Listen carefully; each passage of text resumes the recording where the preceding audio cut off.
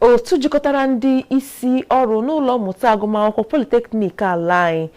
dị iche iche Senior Staff Association of Nigerian Polytechnics (SANIP) eyijago ma kwuo na ha ga-abagide abụba ọrụ na-enweghị njedebe malite na ngwụsị ọnwa Julaị afọ a ma ọ bụrụ na gọọmenti etiti emezughị ihe ndị ha chọrọ. Otu ahụ gosipụtara nchegbu banyere ụgwọ ọrụ dị iche iche ndị a na-akwụbeghị ha, mmụba nke nsogbu nchekwa n'ụlọ akwụkwọ dị elu nakwa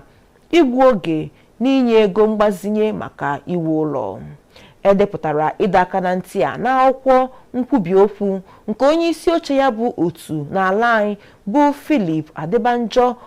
Ogunsipe na ọdaakwụkwọ ya bụ Nura Shehu Gaya binyere aka na ngwụcha ọgbakọ agba nke 80 ha nwere ọnọdụ na Abuja.